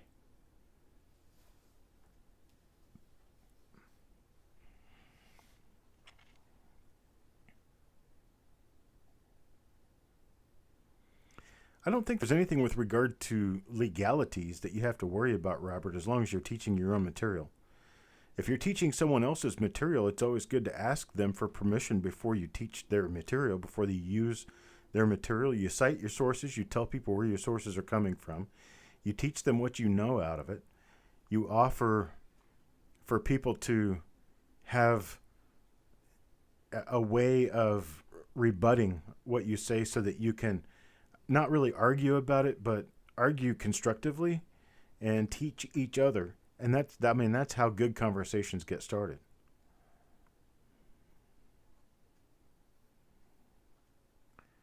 New listing, 1954D, Jefferson nickel double die reverse, strong extra steps on Monticello. Assuming the only one known for right now. It wasn't a 1954, but I did see that there was one that was much more modern than that had doubling below the steps.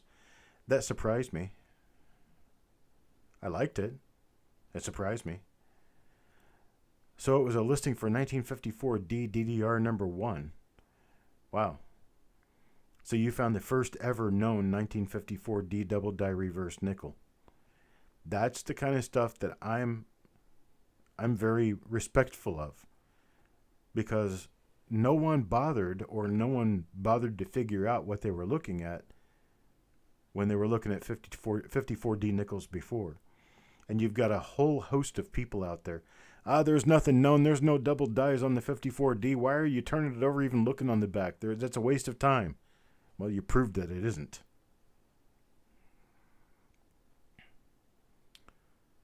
The best website to look up copper pennies. What are we looking up?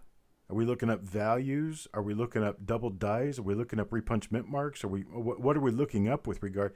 Because there are different websites for different purposes. It's just like there's different tools for different purposes. You know, if I said, hand me a tool to turn this screw over here, you're going to ask me, well, what kind of a screw is it? How big is it? Is it something that you need a ratchet for, or is it something you need a screwdriver for? And that's kind of what I'm asking you here. Give me more detail, and I'll tell you what your tool is.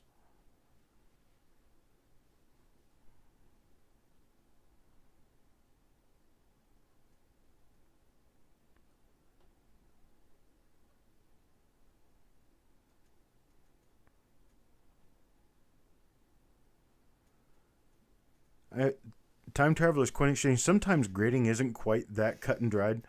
In fact, there are a lot of opinions involved in grading. You're gonna look at a coin, you're gonna think it's a 66, and then the next guy's gonna think it's a 65, and the next one's gonna think it's a 67. Based on the scale that you're using, all of you could be right.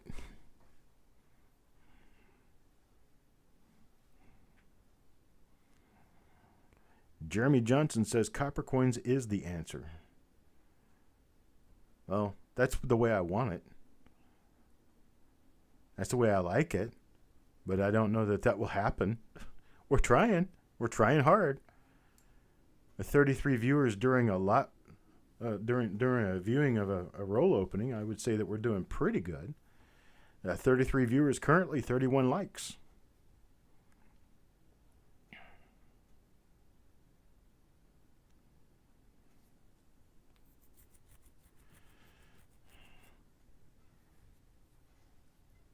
Yeah, that would be interesting. Did they put values? Did they put values on that 54D nickel double die reverse? That would be interesting to know.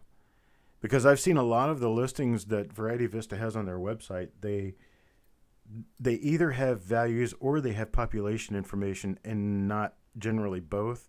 And most of the time the population information is very, I would say, underemployed to the point of being inaccurate. I mean, let's face it, RPM number 72 in the 1960D Lincoln Cent. It's a relatively minor repunch mint mark. It may have a few dollars value, and it may go up to, I don't know, $10, $15 in a higher grade simply because the coins go up to $10, $15 in a higher grade. But if you think about it this way, how many of them have been holdered? Well, first of all, who's going to hold her at RPM number 72 as an RPM number 72? Well, Anax will, and maybe ICG will, but ICG generally doesn't count in the mainstream. Anax does, and Anax, if they've graded 25 of them, that just means there's 25 people out there with the money to send a coin in to have it put in a holder. There could be 1,000 of the coins out there, but only 25 of them have been graded. So the population reports when it comes to die varieties are very, might I say, inaccurate at best.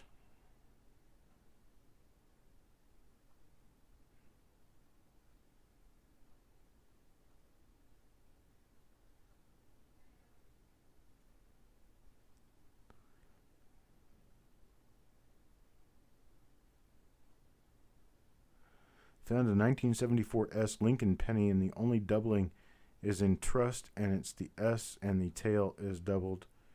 There's about 3/16 of an inch between the tails. It's not damaged. I would have to see a picture of that. I would have to see what you're talking about, because while the explanation is wordy and it's good, it's not good enough for me to draw a picture in my head and know exactly what I'm trying to see. Well, and levels, prices, and values are two different words too. Just think about that. Prices are what people charge for things. Values are what they say they're worth. So while I say one of these coins might be a $5 coin, I'm giving you basics on value. But my price would be $2 or $3 because that's how much I value it. So value is a guide. Price is the reality. The thing that you can't interact with a child that's under 13 without the parents' permission. If you don't know they're not under 13, or if you don't know that they're not above 13 years old, there's not really a whole lot that you can do. There's a lot of kids that get on there and lie and say they're adults. And so you can't really do anything about that. And no one's going to come after you for interacting with a 12-year-old child because they say they're 24.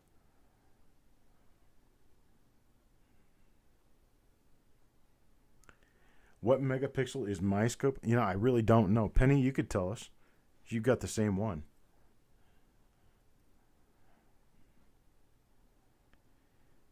Assignment of the FS numbering system is probably at this point back to Bill Fiva. It's Bill Fiva and Ken Potter most likely. J.T. Stanton, one of the initial authors of the Cherry Picker's Guide and the S in the Fiva Stanton system, passed away 2 years ago. And so he's not doing it anymore, obviously.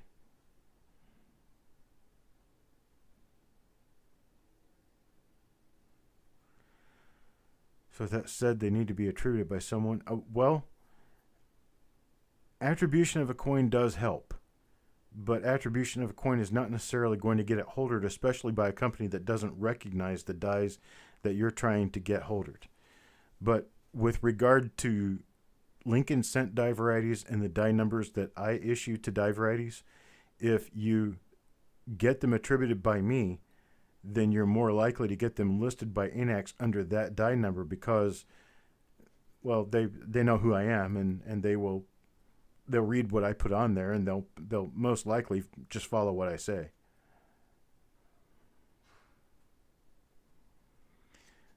Double dies repunchment marks and anything to do with the Lincoln Cent is Coppercoins.com. It's a little difficult to drive. I can teach you a little bit about how to drive it, but that's the website to use for now. There's another one called VarietyVista.com. Variety Vista is another website that's actually pretty good. It has more different listings with photographs and decent photographs. Both websites have their downfalls. Variety Vista has very small images. They're very difficult to see the best details in. Coppercoins.com is in a period of flux right now. We're kind of discombobulated a little bit trying to get our organization back together. And it's a little bit difficult to drive, a little bit difficult to navigate, and a little bit difficult to learn. But once you do, I think it's a better resource.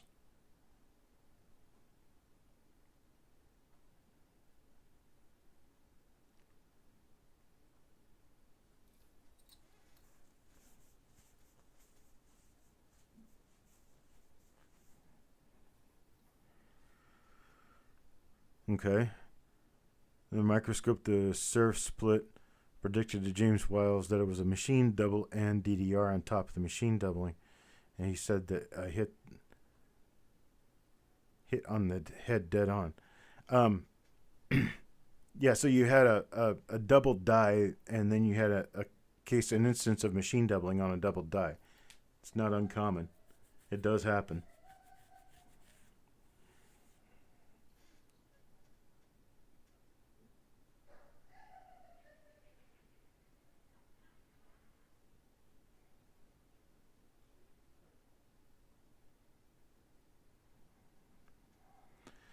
Okay, James, are we talking about double dies and repunch mint marks, because those are not errors, those are die varieties? So if we're talking about die varieties, they don't have to be holdered. They could be sold as any error, any variety that you want to sell them as.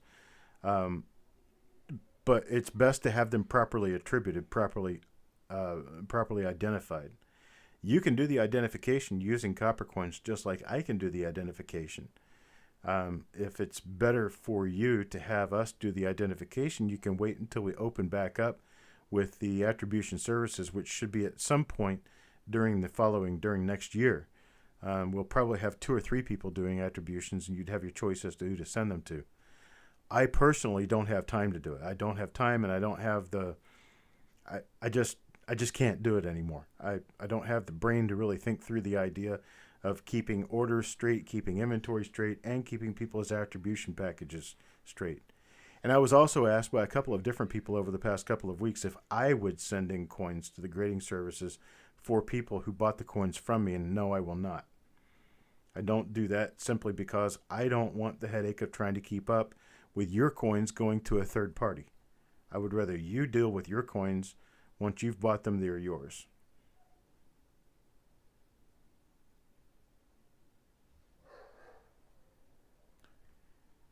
Jeff Dunn, sometimes double dies are too minor to list. They're too minor to have any market value.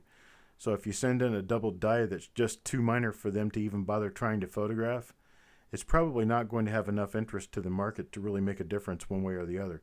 And it does make a difference to you. And to you personally, I understand that because you discovered it or you found it.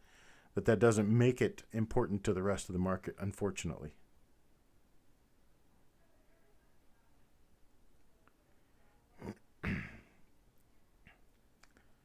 There we go. Resolution is 1280 by 1024. Magnification is 10 to 220x. Okay, Stonecutter. RPM, DDOs, and DDRs are die varieties. They're not errors.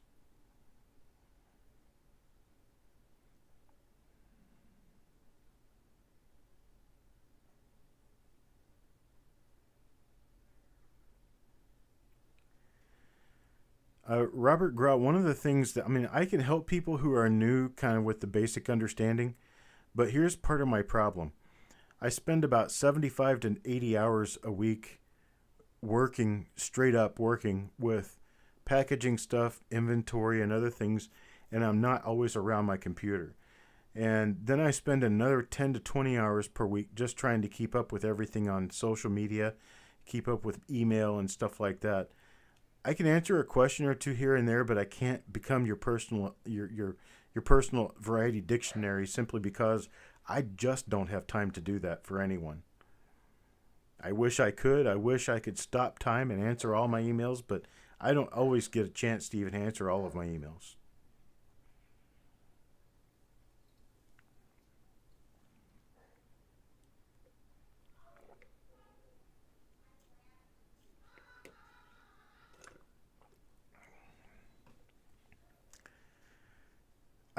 Jeremy, you want to know if it's fair to say that under my name the odds are better to get the payday grade than no name you? The 75D penny, I want to see if it's an MS67. I would split the winnings doing under you. I don't send coins in for grading. That's just it. I've never sent anything to PCGS, and to NGC I only send in bulk grading, and that cost about $2,000 a whack. I don't send in individual coins. I never have. I've sent stuff into Annex because they asked me to. I've sent stuff to other grading companies in the past because they asked me to. But for my own purposes, generally the only coins I sell in a slab are the ones I got in a slab.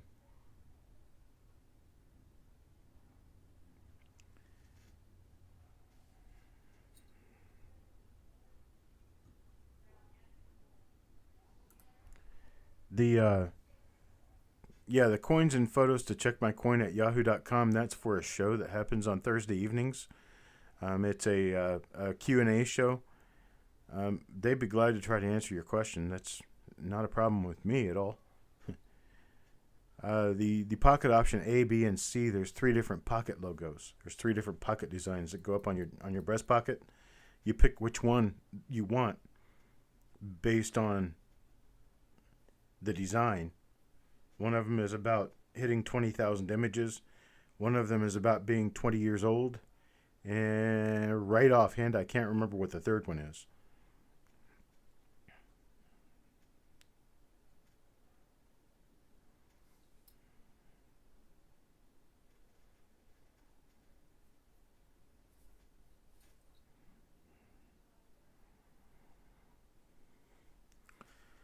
Jim Fletcher, I'm sure if there is some way that you could get a shirt that fits you to Amber, Amber could probably put the design on it and send it back to you for a charge.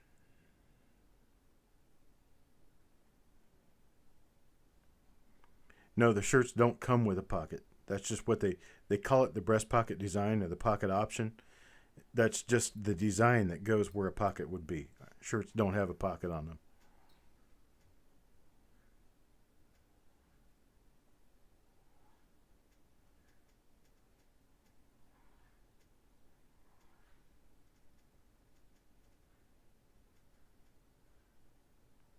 Okay, the double die design, that's on the back of the shirt, not the front.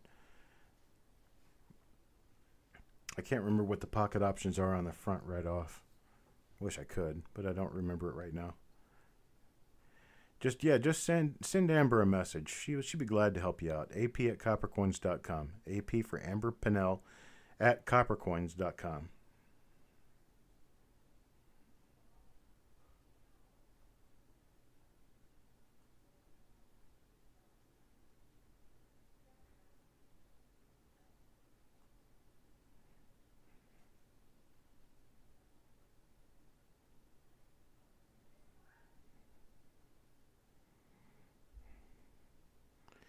Okay, for Robert Gras, generally the lower the magnification, the better. The lowest magnification that you can use to see a die variety is the one you want to use, because when you start getting into the molecular structure of the surface of the coin to find die varieties, not very many people are really ever going to care about them, and they're not marketable. The ones that you're looking for are the ones that you can see with 7x or with a 10x. And Coin Junkie, die state will add or subtract from the value of individual dies. I'm not really sure about the 70S DO7, simply because I don't know that die that well. But if the little hook at the bottom of the digit wears off after a later die state, then yes, it will be worth less than an earlier die state. I appreciate it, Jeremy. Thank you very much. We are going to have 2 more roll reveals tomorrow. One of them will be at 3 p.m. That's when we're going to be doing a 1954S roll. And then one will be at 8 p.m. tomorrow, where we're doing a 1956D roll. I'd like to invite all of you to come take a look. Just come by the channel, figure out where the show is, click on the show, and you wait there for me to show up right on time, hopefully.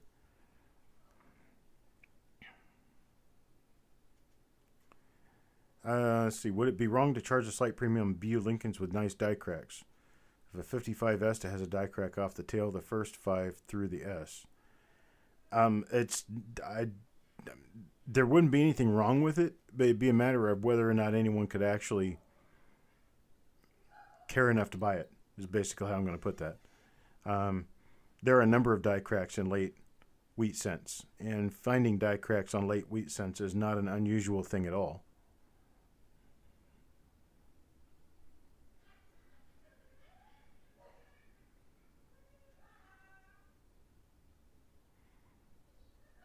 That's very nice, Robert. Thank you, Jim Fletcher.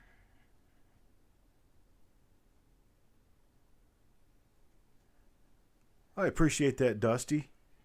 That's what I try to do. I try to get people involved in this by explaining things to them in English. Because if you're explaining it in geekese, no one's going to understand what you're saying, and you're going to lose them in the first sentence. And I prefer to do it so that people really understand.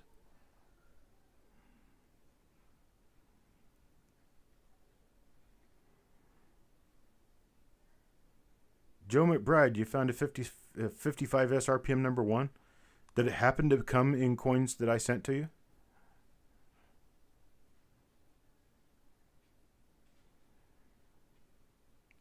Joshua Loves Science, how is there a 56D over S when there were no 1956 pennies with an S? 1956 was the first year in which there were no S mint mark pennies. 1955, there was S mint mark pennies. It is believed that some dies were prepared because all dies at that time were prepared in the die shop in Philadelphia. It's believed that some of the 1956 dies were prepared for San Francisco. In the event that they used them, they decided not to use them, so to the best of their ability, they polished the S off the die, punched a D into the die, and sent them to Denver for use there instead. And there were a couple of instances when they were not completely sanded off the die properly.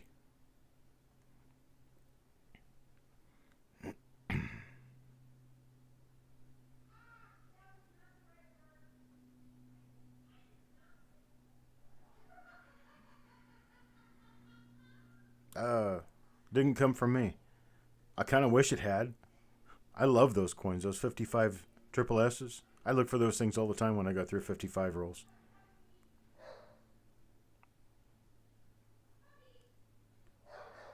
I appreciate it, Adam. Thank you very much.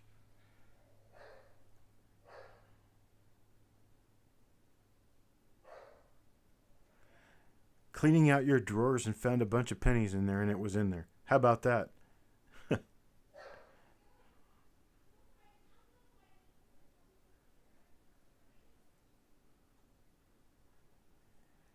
You think that Morgan dollars were the most beautiful coin the U.S. ever put out? I have my own opinion on that. I think Morgan dollars are very utilitarian. They're nice, but they're very utilitarian in design. They're very tight in design. I don't think they have a lot of artistic flow to them.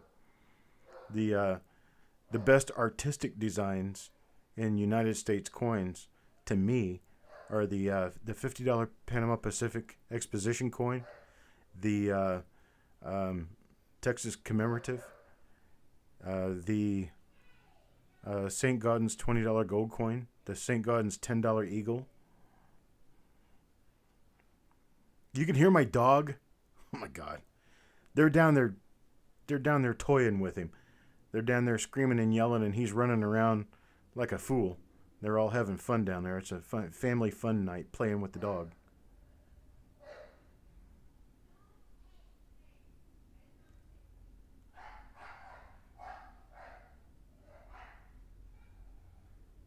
I don't even know what's going on down there now.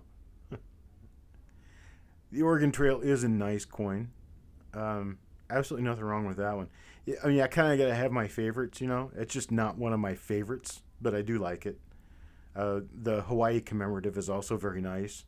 The Pan Pac coins, save the $2.50. I like the $1. I like the $50. The $2.50, I'm not so fond of.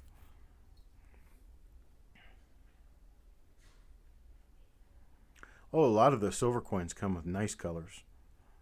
But yeah, some of the Morgans are really nice in color.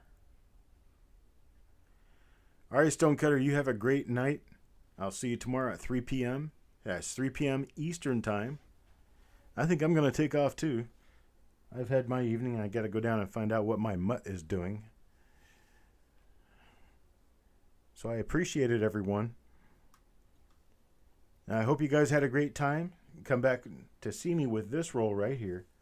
This roll right here. 1954S tomorrow afternoon at 3 p.m. And then we'll be doing this roll.